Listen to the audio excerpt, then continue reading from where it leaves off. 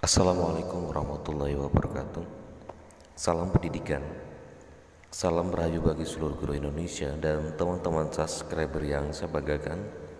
Terima kasih Anda masih setia bersama dengan channel Raden Asril Afriyadi untuk mengikuti perkembangan informasi terkait dengan P3K atau CPNS tahun 2021. Mudah-mudahan teman-teman Bapak Ibu sekalian dan teman-teman subscriber mudah-mudahan selalu diberikan kesehatan oleh Allah Subhanahu wa taala, diberikan kemudahan dalam segala urusannya, dimudahkan rezekinya dan diluluskan menjadi P3K di tahun 2021 ini.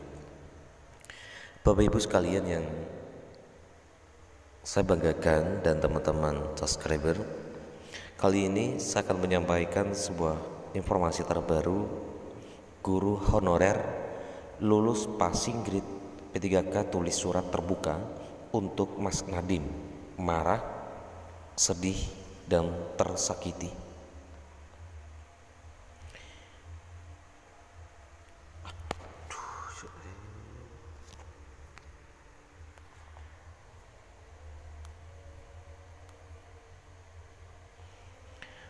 Para guru honorer di sekolah negeri yang lulus passing grade P3K tahap 1 tetapi lolos formasi akibat statusnya bukan guru induk merapatkan barisan.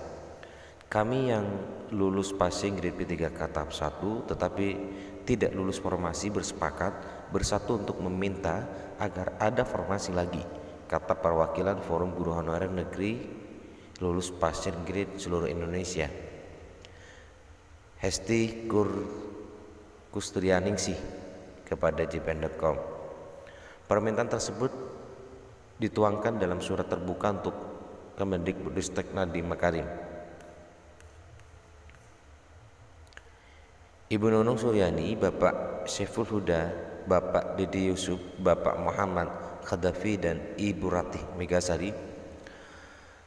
Proklamasi yang menyatakan kemerdekaan bagi rakyat Indonesia pada tahun 1945 nyatanya belum memerdekakan seluruh rakyatnya.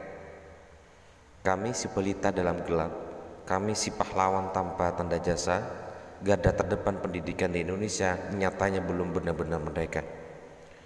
Guru honorer itulah sebutan bagi kami, guru-guru yang belum merdeka dari ketidaksejahteraan, guru yang gajinya di bawah UMR, guru yang gajinya sering terlambat, guru yang harus mencari pekerjaan sampingan demi bisa menyambung hidup. Itulah gambaran kehidupan pahlawan tanpa tanda jasa di negeri ini. Seleksi pegawai P3K jabatan fungsional guru adalah harapan kami agar kesejahteraan kami bisa diperhatikan di publik ini. Program seleksi yang digadang-gadang akan menjaring guru-guru kompeten dan profesional nyatanya tidak menyentuh semua honorer di sekolah negeri. Wacana merekrut 1 juta guru masih jauh di awang-awang, padahal harapan bisa menjadi P3K bak wasi di tengah keringnya padang pasir honorer dalam mengais rezeki. Belasan bahkan puluhan tahun kami bertahan atas nama pengabdian. Aturan yang memprioritaskan guru sekolah induk yang diatur Permenpan RB nomor 28 tahun 2021 dalam seleksi P3K 2021 menyakiti banyak hati honorer di negeri ini. Pembukaan formasi yang tidak merata di setiap sekolah dan mata pelajaran membuat keadilan terasa ambiar. Kenapa harus dibedakan hak guru sekolah induk dan non-induk padahal kami sama-sama mengabdi di negeri ini? Kenapa kami tidak dibiarkan bersaing secara fair padahal sudah ada ketentuan ambang batas nilai? Kenapa pembukaan formasi tidak didasarkan pada jumlah guru honorer di sekolah? Jika belasan bahkan puluhan tahun kami mengajar di sebuah sekolah, berarti kami dibutuhkan di sekolah tersebut. Kenapa saat kami melamar formasi ke sekolah lain disilahkan? Padahal tidak adanya formasi di sekolah kami bukan kesalahan kami. Kami tidak pernah diajar diskusi tentang pengajuan formasi ke instansi daerah. Kami seperti anak ayam kehilangan induk, tidak tahu harus melamar kemana ketika di sekolah kami tidak ada formasi. Sistemlah yang mengarahkan kami.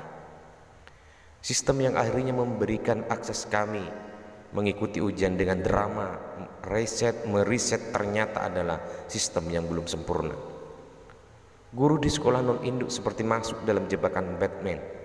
Setelah nilai keluar, didapatlah peserta dengan nilai lulus ambang batas dan peserta yang tidak lulus ambang batas. Lucunya negeri ini, ketika pengumuman keluar yang terjadi adalah peserta seleksi yang jelas-jelas tidak lulus ambang batas diberikan afirmasi 10% agar lulus. Sementara peserta yang murni sudah lulus ambang batas dinyatakan tidak lulus dan disuruh seleksi lagi tahap kedua dengan dalih memprioritaskan guru sekolah induk. Sekali lagi hak kami dijajah. Kami yang layak diangkat karena telah lulus passing grade harus menangis getir ketika membaca hasil pengumuman, maaf Anda tidak lulus. Seleksi ini sungguh ajaib, menjadi satu-satunya seleksi yang meloloskan peserta yang tidak lulus ambang batas.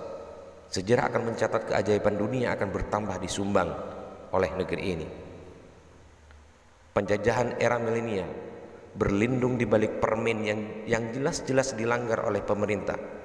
Peserta seleksi yang lulus passing grade dinyatakan tidak lolos, padahal dari 900.000 peserta hanya 10,1% yang dinyatakan lulus passing grade. Susah payah meraih passing grade tetapi diabaikan, dirampas haknya. 4 pilar kebangsaan negeri ini runtuh seketika. Sila keadilan sosial bagi seluruh rakyat Indonesia nyatanya hanya kalimat belaka.